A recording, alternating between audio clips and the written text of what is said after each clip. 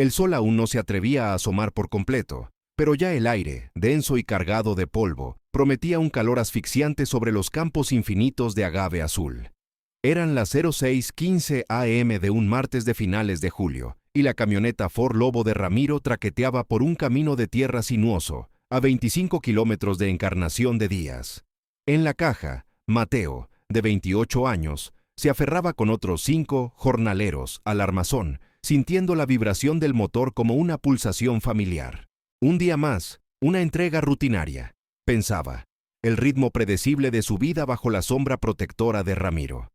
El aroma terroso de la tierra seca y la promesa de un desayuno caliente en la ranchería eran su único horizonte, una frágil satisfacción que el silencio del amanecer amplificaba.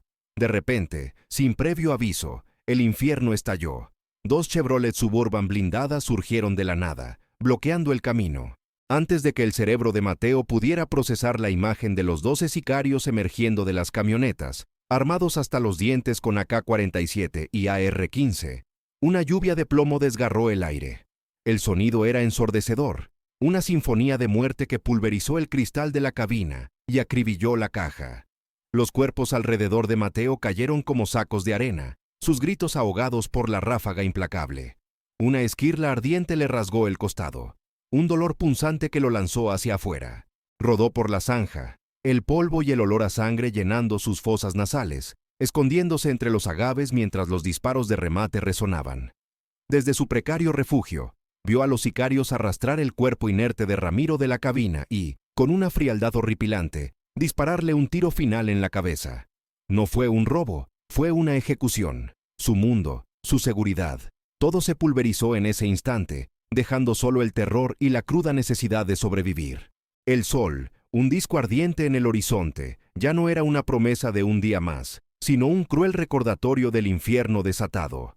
Antes del amanecer, la rutina era un bálsamo. Mateo, un joven de 28 años con la piel curtida por el sol de Jalisco, se aferraba a la caja de la Ford Lobo, rodeado por otros jornaleros.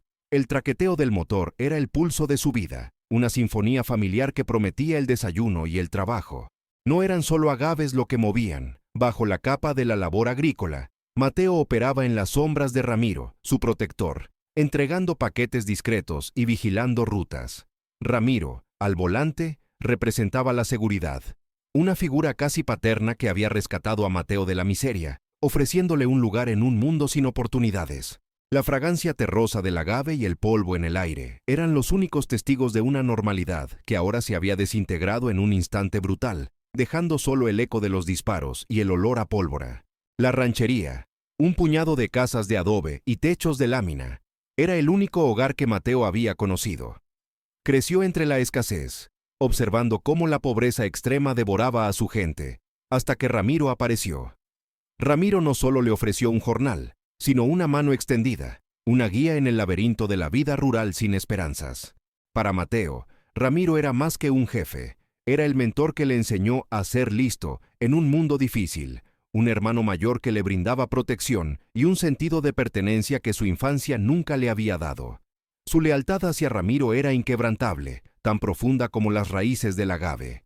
Esta devoción, sin embargo, se había convertido en su mayor vulnerabilidad, un velo que le impedía ver la verdadera y despiadada maquinaria del cártel, una verdad que ahora, en el polvo y la sangre, se revelaba con una brutalidad incomprensible.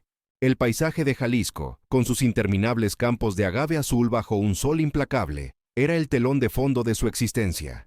Un mundo árido y polvoriento donde el calor opresivo se pegaba a la piel y las noches traían un silencio cargado de secretos. En estas comunidades, la ley no la dictaban los códigos o las autoridades, sino los susurros y las amenazas veladas del CJNG. El miedo era una sombra constante, un compañero silencioso en cada camino de tierra, en cada mirada esquiva de los vecinos. Mateo, ajeno a la verdadera magnitud de este control, había encontrado una frágil satisfacción bajo la aparente estabilidad que Ramiro les proporcionaba. Creía que su posición, su contribución a la logística agrícola, era un pilar que sostenía no solo su vida, sino también la de su gente, una ilusión de propósito en un entorno donde la esperanza era un lujo. Su estado emocional, antes del amanecer fatídico, era una compleja mezcla de resignación tranquila y una sutil satisfacción. Mateo se sentía seguro bajo el ala de Ramiro, creyendo que su existencia era estable, que su trabajo, aunque a veces implicara tareas discretas, era una forma legítima de contribuir. Su ingenuidad se manifestaba en esa fe ciega, en su incapacidad para concebir la traición en el círculo de su protector. Poseía una astucia callejera para navegar por los peligros del campo, para camuflarse entre la vegetación xerófila, pero carecía de experiencia en la confrontación directa, en la brutalidad sin sentido que definía el verdadero poder del cártel. Su humanidad radicaba en esa vulnerabilidad, en el deseo universal de encontrar un lugar seguro y un propósito, incluso si ese lugar se construía sobre cimientos tan precarios como la lealtad en un mundo sin moral. Ahora, herido y cubierto de polvo, el mundo de Mateo se había reducido a la cruda necesidad de sobrevivir. Los gritos ahogados de sus compañeros, el estruendo de los fusiles y la imagen imborrable de Ramiro recibiendo el tiro de gracia, habían pulverizado su frágil seguridad. La ilusión de un protector, de una vida estable, se había desvanecido con la última exhalación de su mentor. Solo quedaba el terror, un frío que le calaba los huesos a pesar del calor asfixiante. Su conocimiento del terreno, antes una herramienta para el trabajo, se transformaba en su única esperanza de escape, un instinto primario que lo impulsaba a arrastrarse entre los agaves, lejos del eco de la muerte. Era un hombre común, despojado de todo, arrastrado a una guerra que no entendía, con la única certeza de que, de alguna manera, debía vivir. El sol apenas comenzaba a teñir de naranja el horizonte cuando la tranquilidad del camino se hizo pedazos. La Ford Lobo de Ramiro, con Mateo y los demás jornaleros en la caja, traqueteaba por la polvorienta senda de agave, ajena al inminente cataclismo. De la nada, dos Chevrolet Suburban blindadas surgieron como sombras depredadoras, una bloqueando el frente, otra cerrando la retaguardia con un chirrido de neumáticos que arañó el silencio matutino. Antes de que el cerebro de Mateo pudiera registrar la docena de figuras encapuchadas, armadas hasta los dientes con AK-47 y AR-15, el aire se desgarró. Una lluvia de plomo pulverizó el parabrisas de la cabina y acribilló la caja con una furia ensordecedora. No hubo advertencia, solo la sinfonía de la muerte, un brutal despertar que marcó el fin de la normalidad. La camioneta se sacudió violentamente, los gritos iniciales ahogados por la ráfaga incesante. Los cuerpos alrededor de Mateo cayeron como sacos de arena, inertes, sus vidas extinguidas en un parpadeo de balas. El impacto de la ráfaga era físico, demoledor, una fuerza invisible que arrancaba la vida de sus compañeros. Una esquirla ardiente, un fragmento metálico cargado de dolor, le rasgó el costado derecho, un latigazo punzante que lo arrojó fuera de la caja, sin control. Rodó por la zanja, el impacto contra la tierra seca y las rocas sacudiéndole cada hueso, el polvo y el espeso olor a sangre llenando sus fosas nasales. Su mente, aún en shock, solo procesaba la urgencia de esconderse, de fundirse con la tierra. Se arrastró desesperadamente entre los densos agaves, sintiendo el filo de sus pencas contra su piel, mientras los disparos de remate resonaban, secos y definitivos, sellando el destino de los que no habían muerto en la ráfaga inicial. Desde su precario refugio, con el corazón martilleando contra sus costillas y el aliento atorado en la garganta, Mateo presenció la imagen que lo perseguiría para siempre. Vio a los sicarios arrastrar el cuerpo inerte de Ramiro de la cabina, con una frialdad horripilante, como si fuera un mero bulto. Uno de ellos, con el pasamontañas ocultando cualquier expresión, le disparó un tiro final en la cabeza a quemarropa, un eco seco que se grabó en el alma de Mateo. No fue un robo, ni un asalto aleatorio. Fue una ejecución precisa, calculada, una purga. Su protector, su mentor, la figura que le había dado un propósito, yacía muerto. Su mundo, su frágil seguridad, todo se pulverizó en ese instante, dejando solo el terror helado y la cruda, instintiva necesidad de sobrevivir, de desaparecer sin dejar rastro en el paisaje devastado. Mateo, con el costado ardiendo por la esquirla, se arrastraba ciegamente entre las pencas afiladas de los agaves. Cada movimiento era una punzada brutal que le recordaba la masacre, el sabor metálico de la sangre y el humo de la pólvora aún impregnados en el aire. El sol, ahora un disco inclemente, comenzaba a quemar la piel expuesta, pero el frío del miedo era más intenso, calándole hasta los huesos. Los gritos ahogados de sus compañeros, las ráfagas implacables y, sobre todo, la imagen congelada de Ramiro ejecutado a quemarropa, eran un eco constante en su mente. Era un animal herido, guiado por un único e instintivo impulso: desaparecer. El conocimiento de cada surco, cada piedra, cada rincón de aquel terreno, antes una herramienta de trabajo, se había transformado en su única posibilidad de supervivencia, un mapa mental desesperado para escapar de la muerte inminente que sentía pisándole los talones. Con la garganta seca y los músculos entumecidos, Mateo divisó a lo lejos las siluetas borrosas de unas cuantas casas de adobe, una ranchería que prometía un refugio, una esperanza frágil. Se arrastró con renovada urgencia, el pulso latiéndole en las sienes. Al llegar, golpeó la puerta de madera astillada, suplicando en un susurro ronco. La puerta se entreabrió apenas, revelando unos ojos llenos de terror, que lo miraron como si fuera un fantasma. «Vete», susurró una voz temblorosa. «No podemos ayudarte. El cártel. Están buscando». Una tras otra, las puertas permanecieron cerradas, sus habitantes convertidos en estatuas de miedo, rehenes de la omnipresente sombra del CJNG. La realidad golpeó a Mateo con la fuerza de un puño. No había ayuda, no había piedad, solo el silencio cómplice de un pueblo aterrorizado, dejando claro que estaba completamente solo. El agotamiento lo venció momentáneamente bajo la sombra escasa de un mezquite, el sol castigando sin tregua. El dolor de la herida en el costado era un recordatorio constante, y la sed le raspaba la garganta hasta el punto de la desesperación. Mientras intentaba recuperar el aliento, un recuerdo fugaz, una conversación apenas perceptible con Ramiro semanas atrás, emergió de la bruma del shock. «Guarda esto, Mateo, por si acaso». La mano de Ramiro deslizando algo pequeño en su cartera. Con dedos temblorosos y una mezcla de curiosidad y terror, Mateo palpó el forro desgastado de su cartera. Había un compartimento oculto, una costura suelta que apenas se notaba. La tarea de descoserlo con las uñas rotas y la vista nublada por el sudor y las lágrimas se convirtió en una agonía, pero la vaga promesa de lo que guardaba lo impulsaba. El sonido, al principio débil y distante, se hizo más claro. El crepitar metálico de las radios portátiles. Mateo se agazapó más profundo entre los agaves, el corazón golpeándole el pecho como un tambor de guerra. Fragmentos de conversación, distorsionados por la distancia y el viento, llegaron a sus oídos. Código rojo activado. Testigo ocular. Eliminar cualquier amenaza. La voz, grave e impersonal, era la de El Chivo, el lugarteniente del cártel, conocido por su brutalidad sin límites. La red de búsqueda se estaba cerrando, no solo con vehículos y hombres armados, sino con una inteligencia despiadada que utilizaba cada recurso disponible.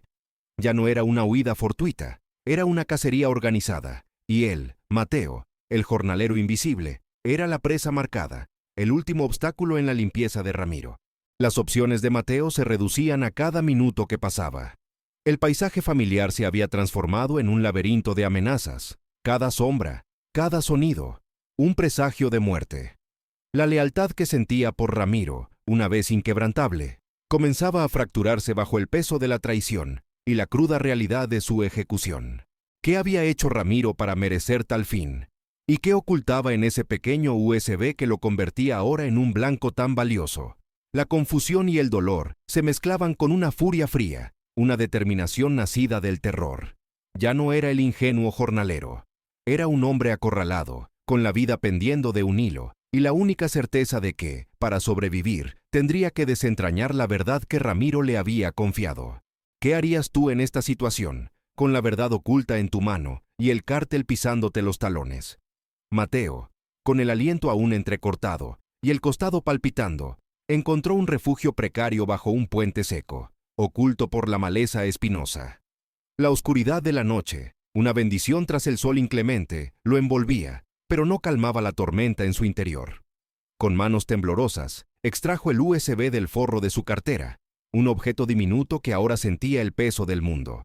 De un cuerpo inerte, al que la masacre había despojado de su identidad, había recuperado un móvil de bajo coste, una reliquia en un mundo de comunicaciones encriptadas.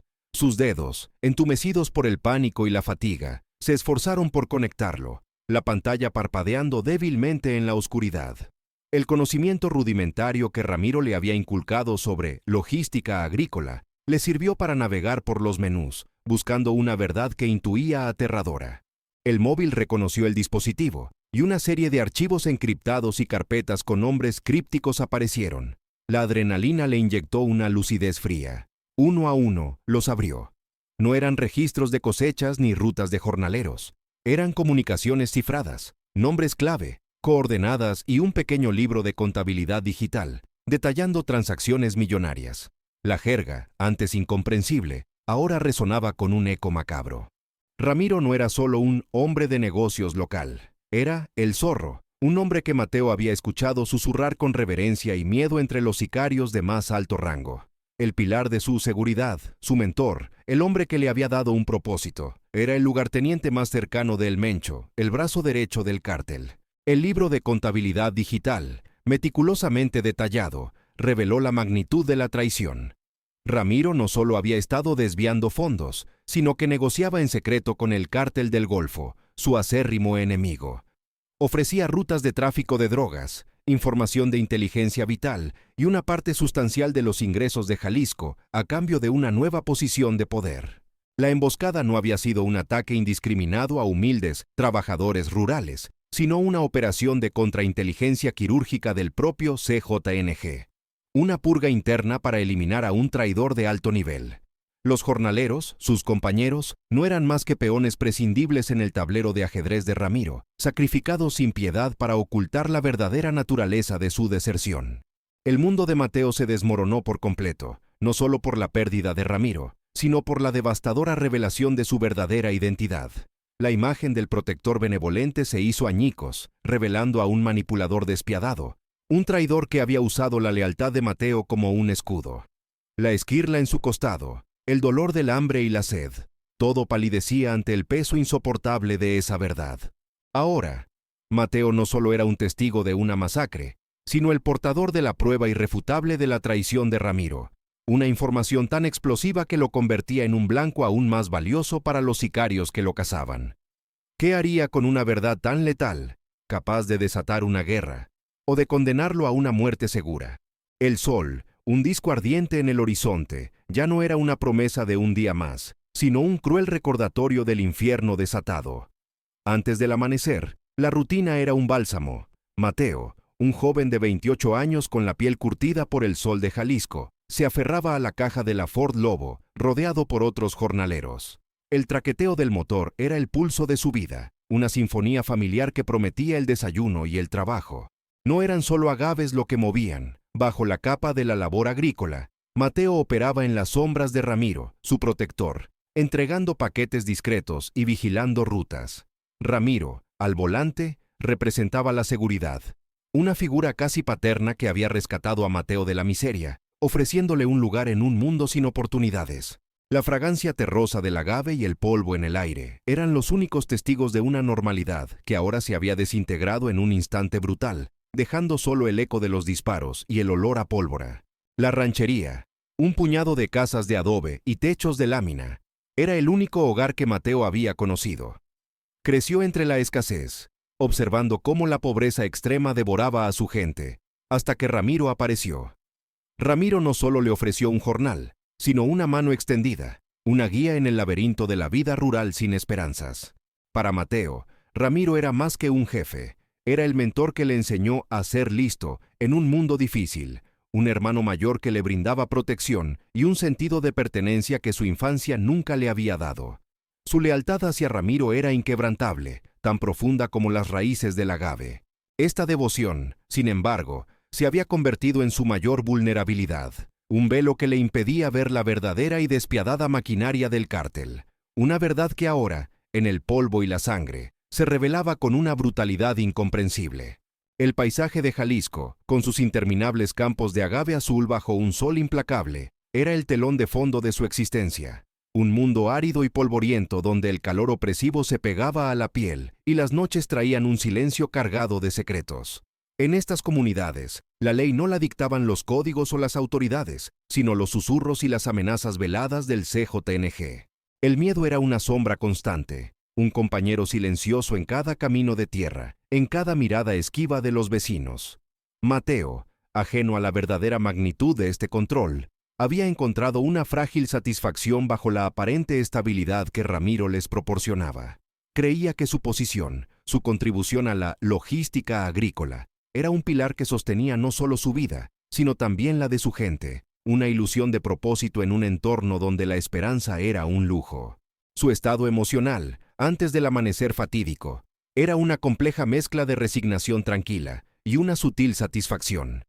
Mateo se sentía seguro bajo el ala de Ramiro, creyendo que su existencia era estable, que su trabajo, aunque a veces implicara tareas discretas, era una forma legítima de contribuir. Su ingenuidad se manifestaba en esa fe ciega, en su incapacidad para concebir la traición en el círculo de su protector.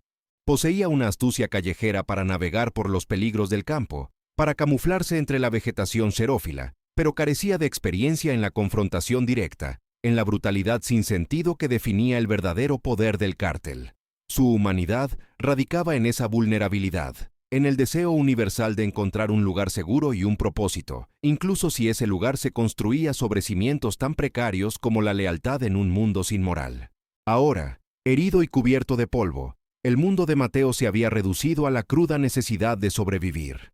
Los gritos ahogados de sus compañeros, el estruendo de los fusiles y la imagen imborrable de Ramiro recibiendo el tiro de gracia, habían pulverizado su frágil seguridad.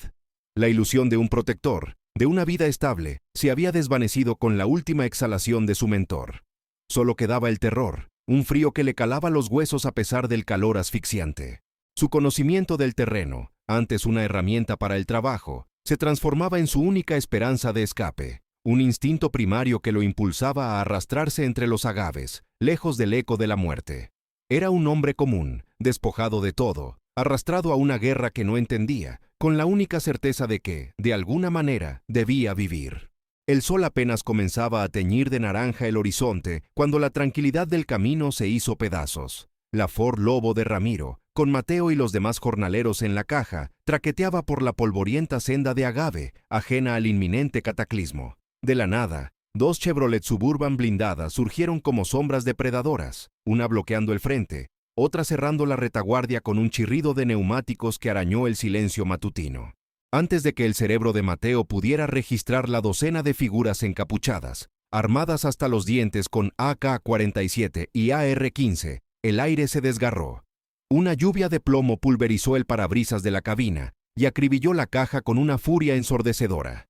No hubo advertencia, solo la sinfonía de la muerte, un brutal despertar que marcó el fin de la normalidad. La camioneta se sacudió violentamente, los gritos iniciales ahogados por la ráfaga incesante. Los cuerpos alrededor de Mateo cayeron como sacos de arena, inertes, sus vidas extinguidas en un parpadeo de balas. El impacto de la ráfaga era físico, demoledor, una fuerza invisible que arrancaba la vida de sus compañeros. Una esquirla ardiente, un fragmento metálico cargado de dolor, le rasgó el costado derecho, un latigazo punzante que lo arrojó fuera de la caja, sin control. Rodó por la zanja, el impacto contra la tierra seca y las rocas sacudiéndole cada hueso, el polvo y el espeso olor a sangre llenando sus fosas nasales. Su mente, aún en shock, solo procesaba la urgencia de esconderse, de fundirse con la tierra. Se arrastró desesperadamente entre los densos agaves, sintiendo el filo de sus pencas contra su piel, mientras los disparos de remate resonaban, secos y definitivos, sellando el destino de los que no habían muerto en la ráfaga inicial. Desde su precario refugio, con el corazón martilleando contra sus costillas y el aliento atorado en la garganta, Mateo presenció la imagen que lo perseguiría para siempre. Vio a los sicarios arrastrar el cuerpo inerte de Ramiro de la cabina, con una frialdad horripilante, como si fuera un mero bulto. Uno de ellos, con el pasamontañas ocultando cualquier expresión, le disparó un tiro final en la cabeza a quemarropa, un eco seco que se grabó en el alma de Mateo. No fue un robo, ni un asalto aleatorio. Fue una ejecución precisa, calculada, una purga. Su protector, su mentor, la figura que le había dado un propósito, yacía muerto. Su mundo, su frágil seguridad, todo se pulverizó en ese instante, dejando solo el terror helado y la cruda, instintiva necesidad de sobrevivir, de desaparecer sin dejar rastro en el paisaje devastado. Mateo, con el costado ardiendo por la esquirla, se arrastraba ciegamente entre las pencas afiladas de los agaves. Cada movimiento era una punzada brutal que le recordaba la masacre, el sabor metálico de la sangre y el humo de la pólvora aún impregnados en el aire. El sol, ahora un disco inclemente, comenzaba a quemar la piel expuesta, pero el frío del miedo era más intenso, calándole hasta los huesos. Los gritos ahogados de sus compañeros, las ráfagas implacables y, sobre todo, la imagen congelada de Ramiro ejecutado a quemarropa eran un eco constante en su mente. Era un animal herido, guiado por un único e instintivo impulso: desaparecer. El conocimiento de cada surco, cada piedra, cada rincón de aquel terreno, antes una herramienta de trabajo, se había transformado en su única posibilidad de supervivencia. Un mapa mental desesperado para escapar de la muerte inminente que sentía pisándole los talones. Con la garganta seca y los músculos entumecidos, Mateo divisó a lo lejos las siluetas borrosas de unas cuantas casas de adobe, una ranchería que prometía un refugio, una esperanza frágil. Se arrastró con renovada urgencia, el pulso latiéndole en las sienes. Al llegar, golpeó la puerta de madera astillada, suplicando en un susurro ronco. La puerta se entreabrió apenas, revelando unos ojos llenos de terror, que lo miraron como si fuera un fantasma. «Vete», susurró una voz temblorosa. «No podemos ayudarte. El cártel. Están buscando». Una tras otra, las puertas permanecieron cerradas, sus habitantes convertidos en estatuas de miedo, rehenes de la omnipresente sombra del CJNG. La realidad golpeó a Mateo con la fuerza de un puño. No había ayuda, no había piedad. Solo el silencio cómplice de un pueblo aterrorizado, dejando claro que estaba completamente solo. El agotamiento lo venció momentáneamente bajo la sombra escasa de un mezquite. El sol castigando sin tregua. El dolor de la herida en el costado era un recordatorio constante, y la sed le raspaba la garganta hasta el punto de la desesperación. Mientras intentaba recuperar el aliento, un recuerdo fugaz, una conversación apenas perceptible con Ramiro semanas atrás, emergió de la bruma del shock. «Guarda esto, Mateo, por si acaso». La mano de Ramiro deslizando algo pequeño en su cartera. Con dedos temblorosos y una mezcla de curiosidad y terror, Mateo palpó el forro desgastado de su cartera. Había un compartimento oculto, una costura suelta que apenas se notaba. La tarea de descoserlo con las uñas rotas y la vista nublada por el sudor y las lágrimas se convirtió en una agonía, pero la vaga promesa de lo que guardaba lo impulsaba. El sonido, al principio débil y distante, se hizo más claro. El crepitar metálico de las radios portátiles. Mateo se agazapó más profundo entre los agaves, el corazón golpeándole el pecho como un tambor de guerra. Fragmentos de conversación, distorsionados por la distancia y el viento, llegaron a sus oídos. Código rojo activado. Testigo ocular. Eliminar cualquier amenaza. La voz, grave e impersonal, era la de El Chivo, el lugarteniente del cártel, conocido por su brutalidad sin límites. La red de búsqueda se estaba cerrando, no solo con vehículos y hombres armados, sino con una inteligencia despiadada que utilizaba cada recurso disponible. Ya no era una huida fortuita, era una cacería organizada, y él, Mateo, el jornalero invisible, era la presa marcada, el último obstáculo en la limpieza de Ramiro. Las opciones de Mateo se reducían a cada minuto que pasaba. El paisaje familiar se había transformado en un laberinto de amenazas, cada sombra, cada sonido, un presagio de muerte. La lealtad que sentía por Ramiro, una vez inquebrantable, comenzaba a fracturarse bajo el peso de la traición y la cruda realidad de su ejecución. ¿Qué había hecho Ramiro para merecer tal fin? ¿Y qué ocultaba en ese pequeño USB que lo convertía ahora en un blanco tan valioso? La confusión y el dolor se mezclaban con una furia fría, una determinación nacida del terror. Ya no era el ingenuo jornalero. Era un hombre acorralado, con la vida pendiendo de un hilo, y la única certeza de que, para sobrevivir, tendría que desentrañar la verdad que Ramiro le había confiado. ¿Qué harías tú en esta situación, con la verdad oculta en tu mano y el cártel pisándote los talones? Mateo, con el aliento aún entrecortado y el costado palpitando, encontró un refugio precario bajo un puente seco, oculto por la maleza espinosa. La oscuridad de la noche, una bendición tras el sol inclemente, lo envolvía, pero no calmaba la tormenta en su interior. Con manos temblorosas, extrajo el USB del forro de su cartera, un objeto diminuto que ahora sentía el peso del mundo. De un cuerpo inerte, al que la masacre había despojado de su identidad, había recuperado un móvil de bajo coste, una reliquia en un mundo de comunicaciones encriptadas. Sus dedos, entumecidos por el pánico y la fatiga, se esforzaron por conectarlo, la pantalla parpadeando débilmente en la oscuridad. El conocimiento rudimentario que Ramiro le había inculcado sobre logística agrícola le sirvió para navegar por los menús, buscando una verdad que intuía aterradora. El móvil reconoció el dispositivo, y una serie de archivos encriptados y carpetas con nombres crípticos aparecieron. La adrenalina le inyectó una lucidez fría. Uno a uno, los abrió. No eran registros de cosechas ni rutas de jornaleros. Eran comunicaciones cifradas, nombres clave, coordenadas y un pequeño libro de contabilidad digital, detallando transacciones millonarias. La jerga, antes incomprensible, ahora resonaba con un eco macabro.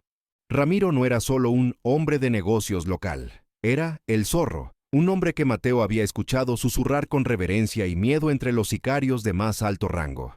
El pilar de su seguridad, su mentor, el hombre que le había dado un propósito. Era el lugarteniente más cercano de El Mencho, el brazo derecho del cártel. El libro de contabilidad digital, meticulosamente detallado, reveló la magnitud de la traición. Ramiro no solo había estado desviando fondos, sino que negociaba en secreto con el cártel del Golfo, su acérrimo enemigo. Ofrecía rutas de tráfico de drogas, información de inteligencia vital y una parte sustancial de los ingresos de Jalisco a cambio de una nueva posición de poder. La emboscada no había sido un ataque indiscriminado a humildes trabajadores rurales, sino una operación de contrainteligencia quirúrgica del propio CJNG. Una purga interna para eliminar a un traidor de alto nivel. Los jornaleros, sus compañeros, no eran más que peones prescindibles en el tablero de ajedrez de Ramiro, sacrificados sin piedad para ocultar la verdadera naturaleza de su deserción. El mundo de Mateo se desmoronó por completo, no solo por la pérdida de Ramiro, sino por la devastadora revelación de su verdadera identidad. La imagen del protector benevolente se hizo añicos, revelando a un manipulador despiadado, un traidor que había usado la lealtad de Mateo como un escudo. La esquirla en su costado, el dolor del hambre y la sed, todo palidecía ante el peso insoportable de esa verdad. Ahora, Mateo no solo era un testigo de una masacre, sino el portador de la prueba irrefutable de la traición de Ramiro, una información tan explosiva que lo convertía en un blanco aún más valioso para los sicarios que lo cazaban. ¿Qué haría con una verdad tan letal, capaz de desatar una guerra, o de condenarlo a una muerte segura? Un día, bajo el sol abrasador de Jalisco, un joven Mateo, apenas un adolescente, luchaba por arrancar el sustento de la tierra árida. Sus huesos dolían, el hambre era una punzada constante y la desesperanza se aferraba a su alma como el polvo a su ropa raída. Entonces, como una aparición, llegó Ramiro en su camioneta, su presencia imponente y una sonrisa que prometía más que un jornal. Le ofreció comida, un trabajo que no exigía el alma, y lo más importante, un lugar. En este mundo hay que ser listo, muchacho, le dijo Ramiro, y yo protejo a los míos. No solo le dio dinero, sino un propósito, una mano extendida en un abismo de pobreza. Para Mateo, Ramiro no era un empleador, era la encarnación de la esperanza, el faro en una vida sin rumbo, una figura casi paterna que le mostró un camino, o al menos eso creyó. Las palabras de Ramiro calaron hondo en el alma de un Mateo vulnerable, sediento de afecto y guía. Aquí no hay lugar para los débiles, pero sí para los leales, le había susurrado, forjando un lazo inquebrantable de gratitud y devoción. Ramiro, con su carisma engañoso, le enseñó a moverse en las sombras, a interpretar las señales veladas del campo, todo bajo el disfraz de una logística agrícola que parecía proteger a su gente. La figura de Ramiro se convirtió en el pilar de su existencia, el hermano mayor, el mentor que le dio identidad en un mundo que lo ignoraba. Esa lealtad ciega, esa fe inquebrantable en su protector, es lo que ahora hacía que la verdad de su traición, la brutal purga del CJNG, doliera más que cualquier herida física, pulverizando no solo un hombre, sino el fundamento mismo de su vida. El diminuto USB en su mano quemaba como una brasa, el peso de una verdad devastadora aplastando su espíritu. Mateo contemplaba las dos sendas que se abrían ante él, cada una un abismo de terror y consecuencias incalculables. Exponer la traición de Ramiro, la brutal purga del CJNG, significaba desatar un infierno aún mayor. Podría contactar a los escasos periodistas que Ramiro mencionó, o incluso a unas autoridades cuya corrupción era leyenda, sabiendo que la información era una sentencia de muerte. La imagen de sus compañeros masacrados, meros peones en el juego de Ramiro, exigía una justicia que ardía en su pecho. Pero esa justicia venía con el precio de una persecución implacable, una muerte lenta si caía en manos del cártel, y la condena de poner en peligro a cualquier alma que osara ayudarle. La venganza, o al menos la verdad, lo arrastraba hacia un precipicio.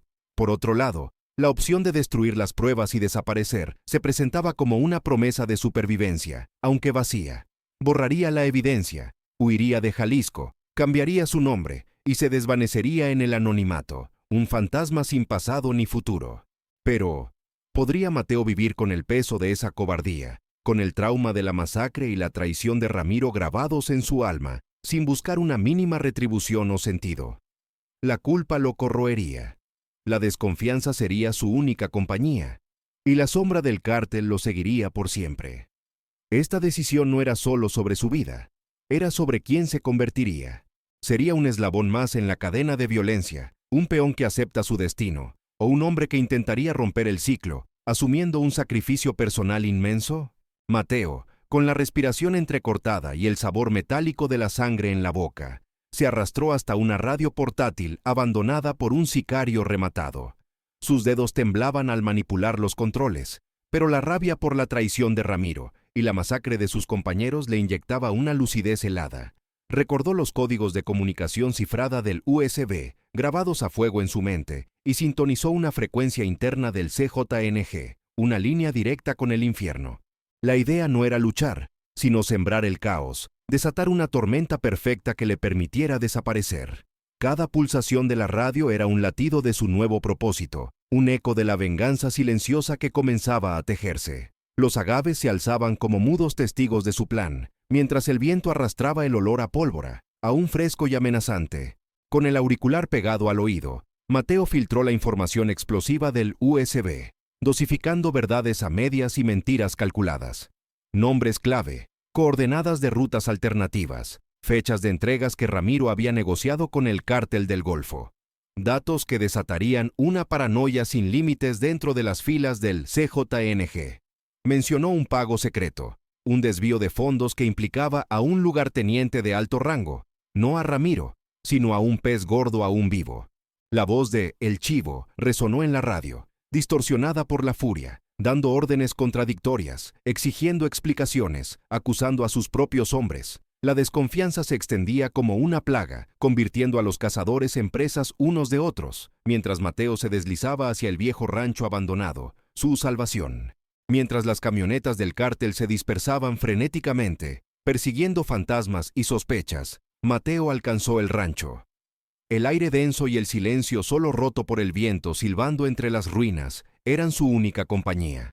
Con un esfuerzo sobrehumano, apartó las viejas tablas y escombros que ocultaban la entrada al túnel de contrabando, una ruta olvidada que Ramiro le había mostrado una vez, casi como una anécdota. El pasadizo oscuro, húmedo y claustrofóbico se abría ante él, una promesa de vida, pero también un recordatorio de la podredumbre que lo había consumido. Se internó en la oscuridad, dejando atrás el caos que había desatado, el eco de los disparos de su pasado y la sombra del cártel, ahora desgarrado por su propia veneno. Mateo emergió del túnel, su silueta recortada contra un cielo de amanecer incierto, dejando atrás no solo Jalisco y sus campos de agave, sino también al ingenuo jornalero que fue. La traición de Ramiro, el eco de la masacre y el frío acero del cártel se habían grabado a fuego en su alma, transformando su lealtad ciega en una cicatriz profunda que lo acompañaría siempre. Ahora entendía que el honor era una quimera y la seguridad una ilusión efímera, forjando una desconfianza inquebrantable que sería su nueva y pesada armadura. Había sobrevivido, sí, pero a un costo inmenso: la pérdida de su inocencia, su fe en un mundo justo y la capacidad de confiar plenamente en otro ser humano. Se alejaba, un fantasma sin pasado ni rumbo fijo, más cínico y fuerte, pero eternamente perseguido por las sombras que había dejado en aquel infierno. El sistema del cártel, implacable, seguía devorando vidas, y él, aunque libre, era un testimonio viviente de su brutalidad, un hombre nuevo forjado en el crisol del terror. Mateo emergió del túnel, su silueta recortada contra un cielo de amanecer incierto, dejando atrás no solo Jalisco y sus campos de agave, sino también al ingenuo jornalero que fue. La traición de Ramiro, el eco de la masacre y el frío acero del cártel se habían grabado a fuego en su alma, transformando su lealtad ciega en una cicatriz profunda. Ahora entendía que el honor era una quimera y la seguridad una ilusión, forjando una desconfianza inquebrantable. Su nueva armadura. Había sobrevivido, sí, pero a un costo inmenso: la pérdida de su inocencia, su fe en un mundo justo y la capacidad de confiar plenamente en otro ser humano. Se alejaba, un fantasma sin pasado ni rumbo fijo, más cínico y fuerte, eternamente perseguido por las sombras que había dejado en aquel infierno. El sistema del cártel, implacable, seguía devorando vidas, y él, aunque libre, era un testimonio viviente de su brutalidad, un hombre nuevo forjado en el crisol del terror. ¿Cuánto tiempo podría un fantasma huir de sus propios demonios?